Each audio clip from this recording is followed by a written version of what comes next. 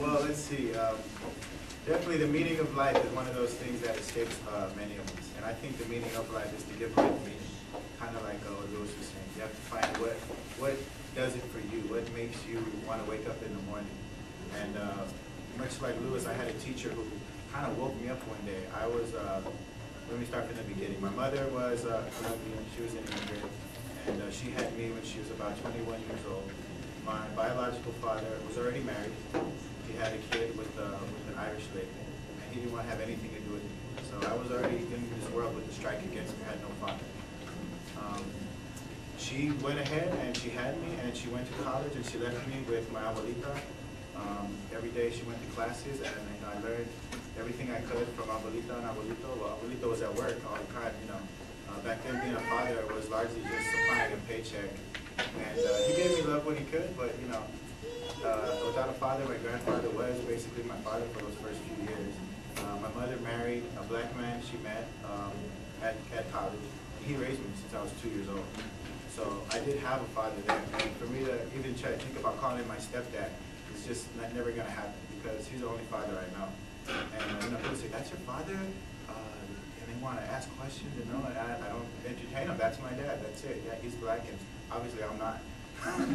So I came from a multiracial household, which, you know, it is really different when you interact with people from your culture, because they don't understand, they don't get it.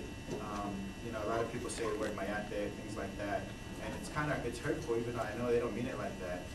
And in schools nowadays, it's cool for Latinos to say the word nigga. Like, "Yo, nigga, what's up, man?" You know, and it's just like, dude, why are you saying that? I don't understand.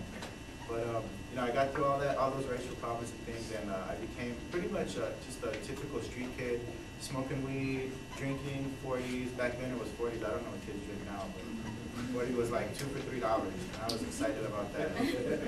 St. Ives, somebody knows about that. And basically, I was just like really hungover one day, and I would go to class because I knew my parents wanted me to go to class. By this time, I had already joined the gang. I left the gang. I moved from my parents, who actually went to California. Moved away from them because I had joined the gang out here in Los Angeles. And I moved back to New York with my grandparents. And I was going to school there, and I was, like I said, I was just a typical kid hungover. And I remember I was like this in class, and the teacher is reading, and all of a sudden he slams a book down on the table. And I was like, that, and he's going, boom, and a missile hits the building and everything explodes, and I'm just like, dude, what is this guy talking about? Like, what's going on here? I was totally out of my element, didn't know what was happening.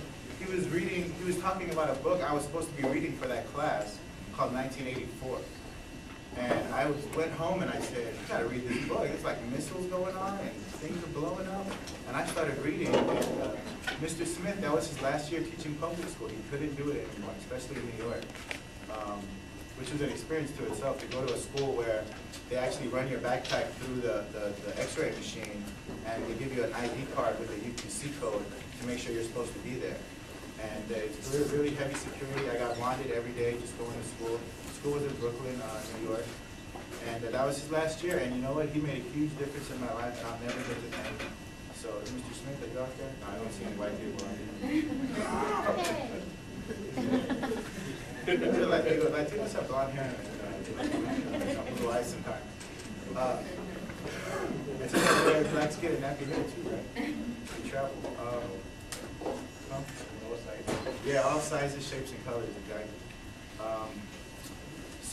So my story started there. I've actually survived and wanting more than just being just a typical story, a typical kid. I wanted to, I started writing raps with my friends, and you know, they were drunk, and as long as 2 words rhymed, like the cat was in the hat, and he had a backpack. They were like, "Oh, he said backpack. The word rhymes with itself. That's awesome." You know, they just loved it. But when it came time to go to college, to move on from high school, it was like, what am I going to do now? I didn't like history, science, anything. All I really did enjoy was writing in the basement. You know, it was like nothing I really wanted to share with the world, or that I thought the world would even understand, that there would even be an audience for anything I would ever write. But I ended up going to Cal State Northridge, and we moved back home with my parents, not too far from home, just far enough where I could come back and borrow money. But, you know, far enough where I was also independent. And I did work 2 jobs my whole college career. And at the end of it, felt like I didn't get everything I was supposed to get out of it because I was still drinking. I was still pretty much an alcoholic, which I started when I was 15. And 2 weeks after I graduated, I quit. I said, that's it for me, I'm not going to drink anymore. And it was like, all this time I was wasting, now I didn't have anything to do. So I started writing. I started reading and writing. I read a book called Living Sober. I read a book called The Third Eye. I started reading about spirituality and things like that. And you know, all kinds of books. And finally, I finished my first book, I Wasn't Born a Teacher. I also became a teacher right after college, too. I needed something that would just wear me out, so when I got home, I wouldn't even think about having a drink. And so teaching does that. You come home, you can't do anything else.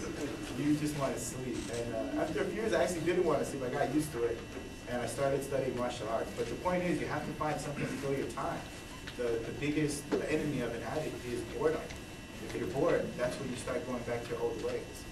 So, yeah, you know, that's what I did, and I write, and I wrote that book from my heart. It's full of, you know, violence and drugs and everything I experienced growing up. And I wrote my next 2 books for my students, because my students, they don't have books to read nowadays. The Latinos growing up, well, what are they going to read? Harry Potter? They don't relate to that, you know? It's not real to them. So I started writing books for us, for the next generation. You know, maybe in my household, you know, my mother didn't speak a lot of Spanish, so my books are in English. They have Spanglish in them, so, you know, the kids start reading and they say, oh, this guy's on MySpace. And they say, oh, he's saying, what are they? Hey, what's up, Holmes? And they talk like me. And the hardest thing to do is to get a class full of kids to read. Once you even mention, all right, class, we're going to read a book. Oh, we have to, I hate reading, mister. Oh, no. And then you show them, you know, the cover and the story, and they start getting into it, and they get that confidence back. So, that's my story of survival, and that's how I'm helping the next generation survive also, because not too many people have gone through what we've been through coming out of the ghettos, the barrios of this country of America. And kids, they need us in the classroom. They need us to write books for them. They need to know that someone else has been through that. That literature is not bypassing them. That literature hasn't forgotten them. That books are there, and they're there for them also. Books can be your best friend. And you know, a lot of kids need that. I did, and I found it. So thank you all for coming. Thank you for being here, for supporting us Latino authors, especially the urban fiction, which we write because it's a very small genre. And thank you.